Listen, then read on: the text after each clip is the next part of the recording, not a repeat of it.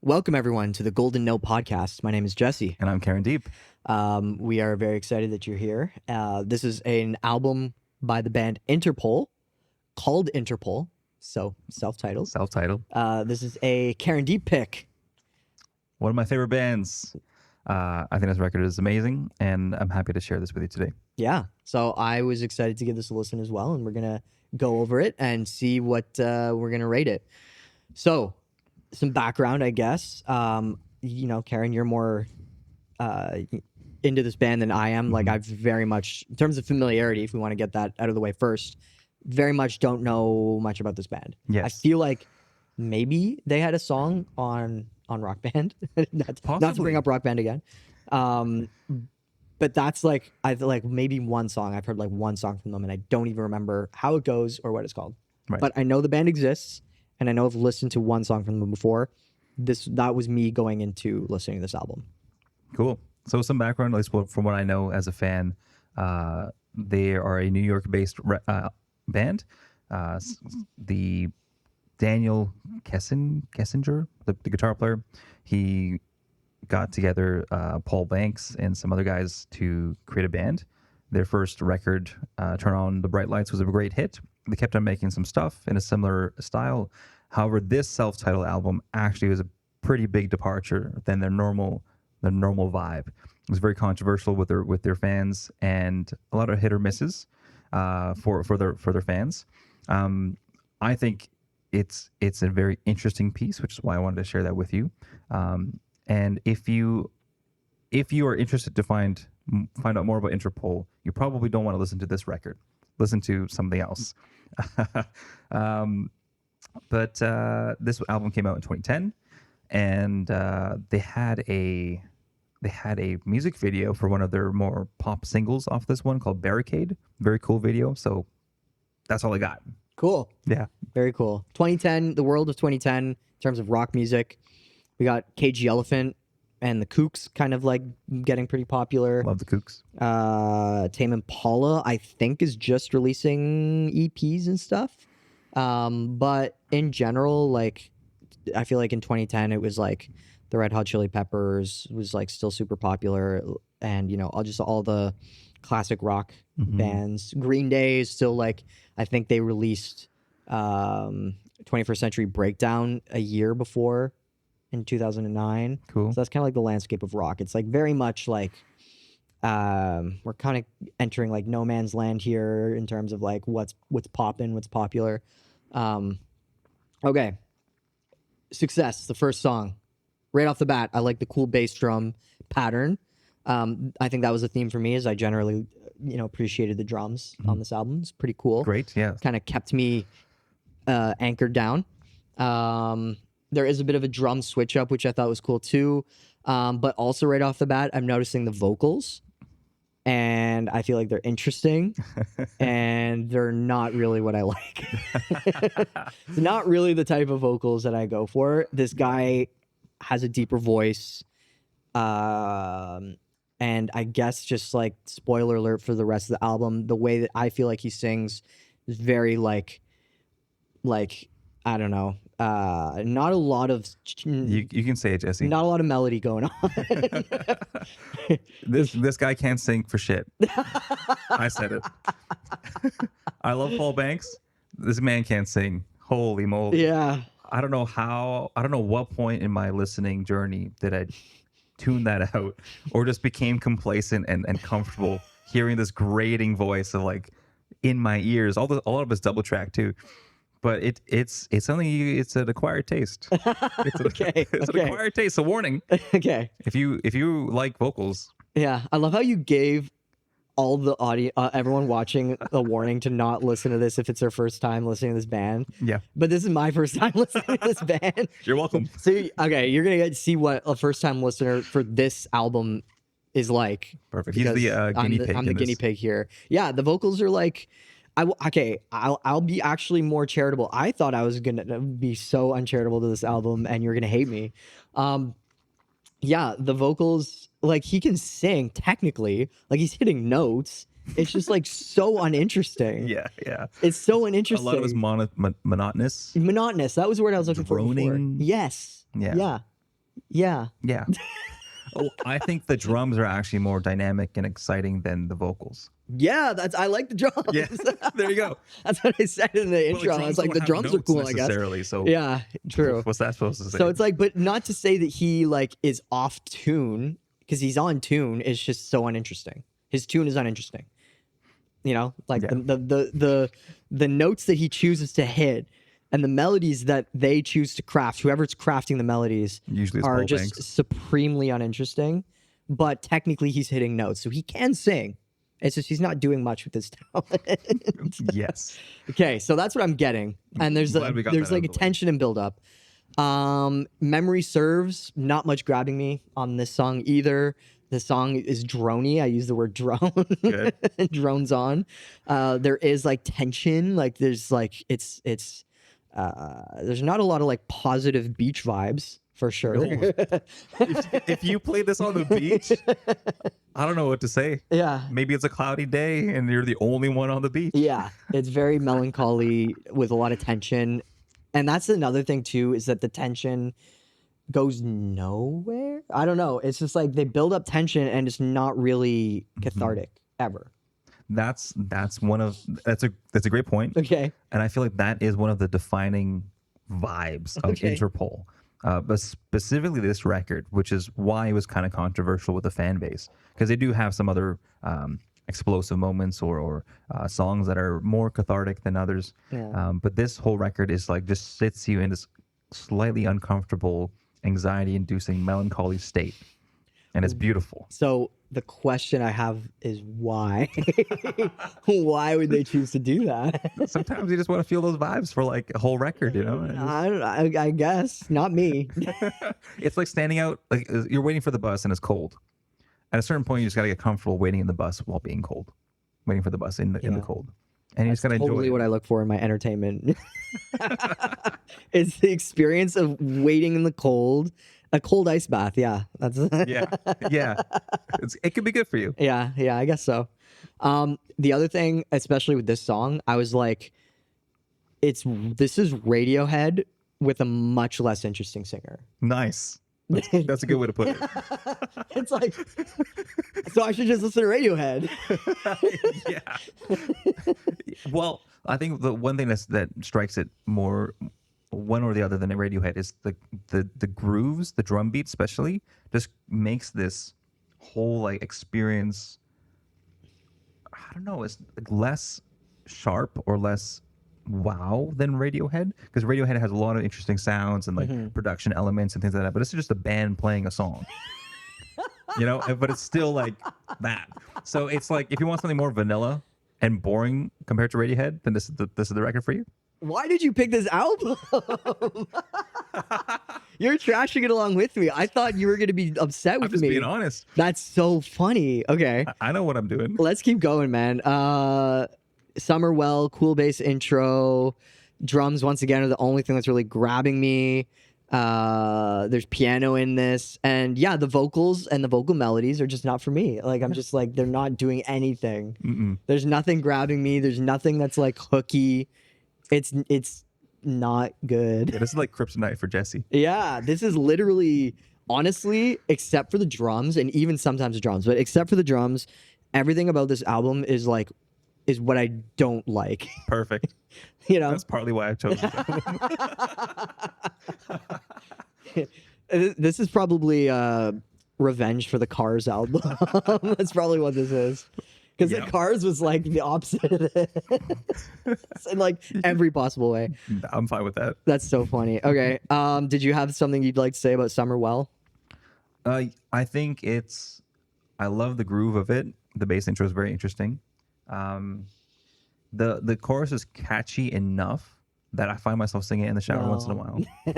Really? I do. That's so funny. Okay, before we go any further, Sure. you picked this album. Was this an album? This was an album that you enjoyed. Yeah. Do you still enjoy it? Yeah. Okay, interesting. Okay, I don't want to spoil it anymore, so let's just keep going. Did you want to say anything more about Summerwell? You do find this one kind of melodic.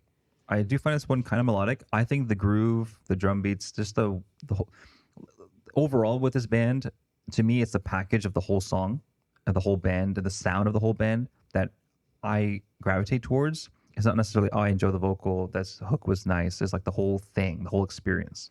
So Summer Well is a very interesting track because I feel like the experience of that is, it's like not a rock band, it's not an indie band, it's like just something else. It's something else that just feels a certain way. And I think the Summer Well has that groove to it that just like you can't quite put your finger on it. Yeah. Yeah. Okay. Yeah. I mean, just like to sum it up, like, yeah, like I don't know, Lights, the next song, I got Arcade Fire vibes from it. But it, like, once again, it's just like the song drones on for me. Yeah. There's like nothing hitting. That one feels like a filler track to me. Yeah. For Barricade, the singer is just once again so underwhelming, which sucks because the band was awesome. Like the instrumentation was pretty cool, especially in the intro. I did feel like Barricade had the best chorus. Yes, it's definitely more of the more poppy, catchy, well put together tracks. Oh, and this is the one with the music video. Yeah. Okay, there you go. It's coming together. I'm putting pieces together. By the time Always Malaise comes around, I wrote here, the album's getting tiresome. Oh, great. Put you to work. Huh? Yeah, you put me to work big time. Try It On. Like, once again, the drums are cool. The piano is it's repetitive, but it's cool. Because I do like repetition when it's good in music. Good. You know? Good. That's good to know. But once again, like the chorus and the vocalist is just like, there was a little bit of passion from the vocalist on Try It On, but just still not enough. And then also there's just like tension that goes nowhere. And I'm like, why? Why? You're not supposed to feel good listening to this record. That's for sure. Yeah. And then just to speed up my thoughts on the album, like all of the ways I get like sad boy emo punk vibes, which is me in terms of the lyrics, but I don't know, it still didn't really hit, and like the song doesn't need to be 5 minutes, you know. I agree with that one. That one gets pretty long. Yeah. And then the last song, the vocalist starts singing in Spanish, which I thought was interesting. It went nowhere. Yeah. And then the organ, is there organ at the end, I feel like? Kind of, yeah. Yeah. So overall, it felt like a chore for me. You're welcome. Yeah, it was a chore. It was a big chore. I was like, Now you're gonna be very skeptical about my picks in the future. Eh? yeah, I think so. But I was trying to piece together. I was like, what? I do sense Karan in this album, in terms of like how you play guitar. I did feel like you were influenced guitar wise, and you'll notice I didn't have anything bad to say about the guitar. Great. Which is good. So I did get that from this. But otherwise, in terms of vocals, I was just like, this is atrocious. This is not good. And he can sing technically. It's just not interesting at all. Yeah. So I sped through all those songs. If you had certain songs you want to talk about, please take the stage. Yeah, well, definitely one of my favorites is Try It On. That's so funny because I just trashed that one so much. I get it. There's something about this track, especially near the end. The piano's super cool. Piano thing, like boom, da-da-dum, dum. Yeah. It's so interesting. It's kind of captivating if you let it ride. It's definitely a little more of a meditative song. I think I'll definitely describe it more of a meditative song. But like near the end, the hook of like the double vocals, like try it on, da-da-dum, it's just nice. Okay. Like I feel like when I get there, when you arrive there in the song, it's like a nice place to sit for a little bit. And to me, it definitely like pokes at all the melancholy stuff, and I get really sad listening to the song. So I put it on because it puts me in this like really sad boy bubble. And I think that's like my favorite part about this record. It puts me in a sad boy bubble. Sad boy bubble. Okay. Yeah. It does. It really does. It makes you feel very sad. Yeah. Very melancholy. As soon as you stop asking why and just say, well, it is what it is. It is what it is. What it is.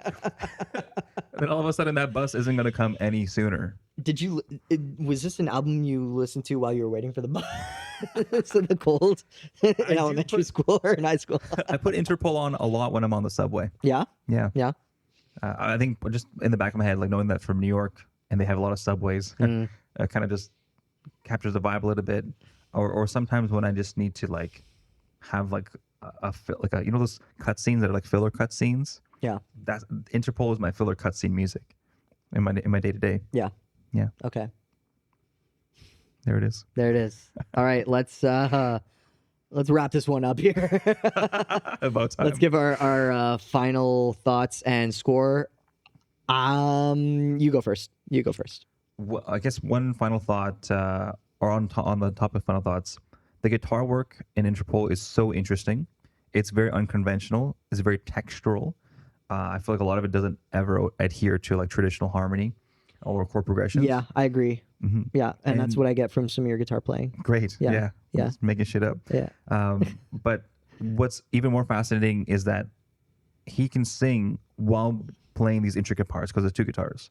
That's cool. Actually, And I that didn't realize blows my mind because That I is- don't know how any of that makes any sense. Yeah. Yeah. I do also get Tool vibes Uh-huh. from this album. Feels Okay. like Tool, the band, was an influence. Interesting. Yeah. I'm not sure if they were into that, but Yeah. I'll have to look into it. Okay. Yeah. You're not super familiar with Tool? I'm not familiar with Tool either. Oh, Yeah. okay. Do I have a band for you? Oh shit. Okay. Was there anything? Sorry, I cut you off a little bit.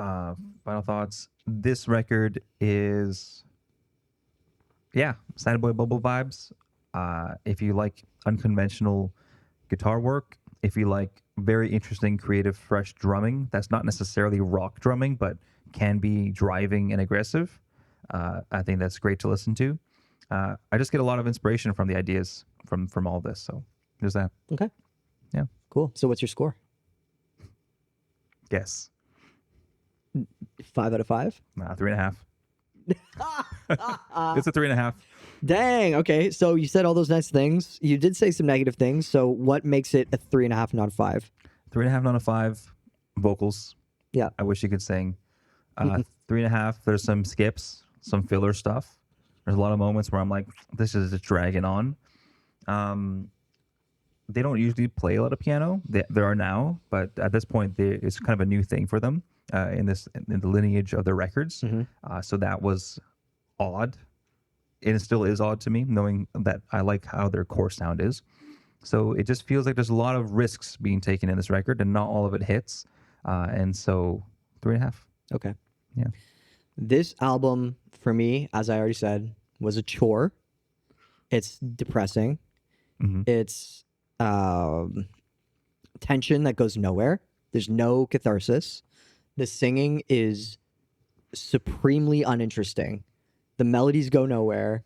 The choruses are extremely weak.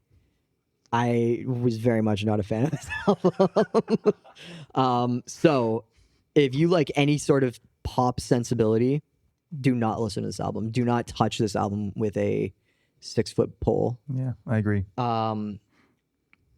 So my score is a 2 out of 5. Generous. Probably my weakest score that I've ever given an album on this podcast. The reason I gave it a 2 and not a 0 is that the band plays their instruments well. They're technically gifted. And there were moments on the instrumentation side and sometimes with the singer and the lyrics, but mostly with the lyrics. There were moments with the band where I was genuinely impressed and glad to be hearing it. So those fleeting moments were enough to bring it to a 2 out of 5. Wow. Yeah. Brilliant. So I guess it's a 5.5 out of 10. Yeah. Not 5.5 bad. out of a 10 for Interpol, self-titled. That's amazing. Thank you so much for doing that. Hey, I will always check out an album, especially if you recommend it, Karen. That's So. a bold statement. You're gonna eat those words. Okay, I can't wait. Anyways, thank you for listening to this episode, and let us know what you think of our review. Let us know what you think of the album if you gave it a listen. Please like and subscribe. Yes. I'm quite proud of myself for this tour that I've provided be. Jesse. You should be. Thank you so much. And